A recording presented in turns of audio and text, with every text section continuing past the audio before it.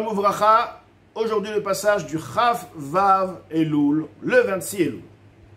Vezeu rechava mitzvatcha meod, et ceci est le langage, l'explication du terme. Ta mitzvah, toi, la tzedaka, Kadosh Baruch Hu, ta tzedaka est très large. Hi mitzvah, ta tzedaka, encore une fois, on parle de la tzedaka, c'est pourquoi on dit mitzvah au singulier, on parle de la mitzvah de Hachem, une mitzvah que Hachem applique à chaque instant. Si nous existons, s'il y a des mondes, s'il y a le soleil, s'il y a la terre, c'est un chesed. C'est un chesed. Hachem est un système, il n'a rien besoin.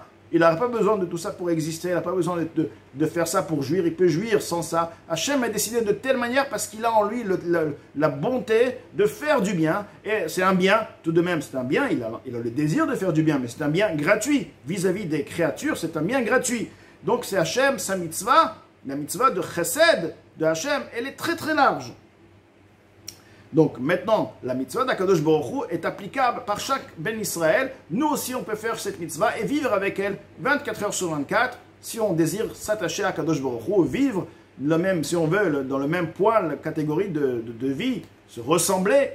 On veut à Akadosh Baruch Hu faire sa mitzvah à lui, le chesed et la tzedaka.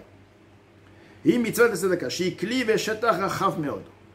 La tzedaka est un réceptacle, est une dimension, si on veut, très large. Celle-ci permet de pouvoir intégrer en elle la lueur, la révélation du niveau Ensof, du niveau infini béni. Ou comme on dit dans la tfila, les vushot tzedaka, l'habit d'Akadosh Baruch Hu, c'est quoi? Hachem s'habille par quoi? Par un costume. Qu'est-ce qu'il s'habille avec quoi? La tzedaka. La tzedaka, c'est l'habit d'Akadosh Baruch Hu. Asher Yair, Leati de Prinat Blik Vul Vetachlit.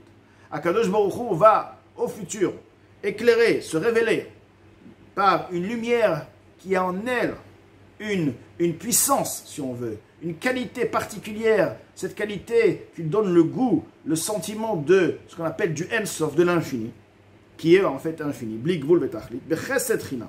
Et ceci sera bien sûr un chesed, on n'est pas du tout obligé, car même nos actions, restent limitées et ils ne méritent pas à jouir d'une révélation aussi particulière. Donc ceci reste un chesed, une bonté gratuite. Beitaruta diltata, mais tout de même, ce chesed se réveille que par le réveil du bas. Zo anikra derech Hashem, qui est appelé le chemin d'Hachem, donc par le réveil du bas, par la tzedaka de l'être humain.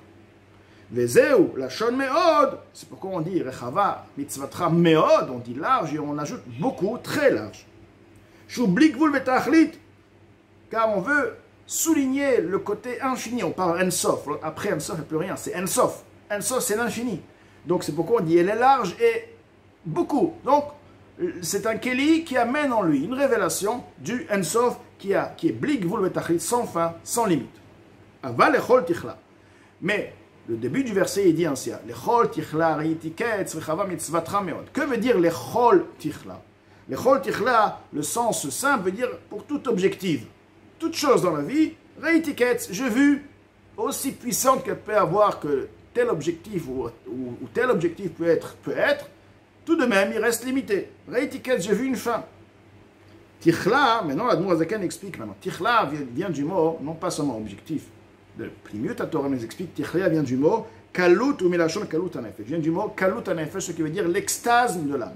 La révélation au Gan Eden qui amène la neshama à une jouissance tellement puissante où la neshama, donc l'extase, kalut anefesh, la neshama, elle se déverse par un plaisir extraordinaire. Chez Gan Eden, qui se trouve dans le Gan Eden, chez Beprinat ketz vetachlit, qui est tout de même limité.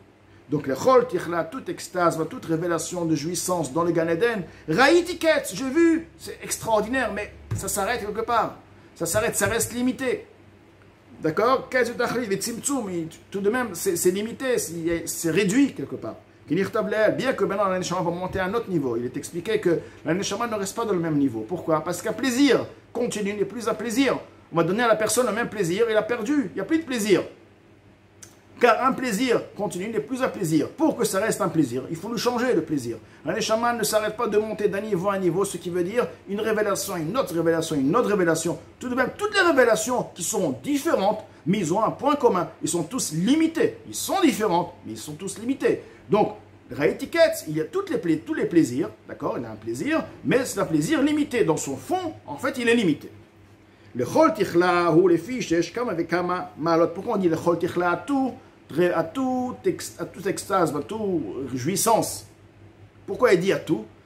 Parce qu'il y a kama avec kama malot. Il se trouve beaucoup, il y a beaucoup de niveaux, ou madrigot de niveau, Gan Eden, du Gan Eden, zel malamisé, un niveau, par-dessus un niveau, adrum amalot jusqu'au niveau le plus élevé. Comment Shekatou l'ikouté Hachas be Harizal, comme il est expliqué dans le l'ikouté Hachas du Harizal, Befirouch Maharazal, expliquant les paroles de nos maîtres bénis, de mémoire bénie, Talmidei Chachamim en lahem menuchachul. Les Talmidei Chachamim, les sages, n'ont pas de repos dans le monde futur. Sheolim Tamid Madrigal Madrigal. Que veut dire n'ont pas de repos? Le monde futur, c'est un monde de repos, de plaisir, c'est la récompense. Comment veut dire ils n'ont pas de repos? Dans le sens, au contraire, on met le point sur la jouissance qu'ils ont dans les Gan Eden. Ils ont une grande jouissance, mais justement, le point ici, dire qu'ils ne s'arrêtent pas à un niveau, ils montent d'un niveau à un niveau à un niveau, ils sont toujours en train de monter, ils ont toujours une nouvelle, ils découvrent toujours autre chose, car ils montent d'un niveau à un niveau. Ben, Sagat Torah, de part, c'est quoi? Les Chachamim, c'est ceux qui utilisent la Torah. Donc la même Torah qu'ils ont étudiée, ils vont révéler encore des profondeurs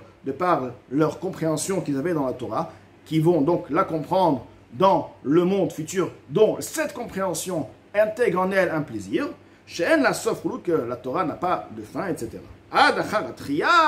Mais ceci ne s'applique uniquement jusqu'à la résurrection. Car lorsque la résurrection viendra, là, c'est plus le Gan Eden. Là, c'est la résurrection, c'est l'Olam Abba. Là, il y a ce qu'on appelle une Menucha. Il y a un repos. Alors, que veut dire le Gan Eden? Il n'y a pas de repos. Olam Abba qui est plus fort que le Gan Eden, à la résurrection, une révélation divine puissante. Il y aura un repos. Oui, justement, parce que le Olam Abba est même allé. Donc, ce qui veut dire une lumière qui est limitée, adaptée. Donc, on peut avoir des millions, centaines d'infinies lumières, si on veut, qui sont adaptées à un niveau, à un autre niveau. Chaque niveau a son caractère, a son point particulier. Donc, c'est pourquoi on te dit, puisqu'il y a un autre niveau, qui va maintenant goûter à l'autre niveau, ensuite à un autre niveau, etc. La Neshama, elle monte, elle goûte de tous les niveaux, comme on a bien expliqué qu'un plaisir, pour qu'il soit toujours plaisir, il faut changer, etc.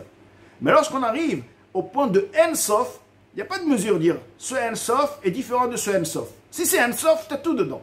C'est En-Sof, c'est infini. C'est illimité. Tu ne veux pas dire En-Sof qui est différent d'un autre En-Sof. Donc c'est plus du En-Sof, tu cadres. Donc étant donné qu'on arrive au En-Sof, donc c'est un plaisir que d'un côté il s'appelle En-Sof et qui a lui la jouissance éternelle d'un point qui est illimité, mais de l'autre côté il a aussi le point où c'est Menucha. Il n'y a plus ce concept de monter d'un niveau à un niveau, car on se trouve dans un niveau qui a en lui tous les niveaux. Et donc, ceci explique ce qui veut dire que l'Olam Abba, tous les Ve'amer Kulam Tzadikim, tout le Ham Israël auront donc ce point de Menucha, cette révélation de repos qui sera donc la révélation du En-Sof, de la lumière infinie dans ce monde-là.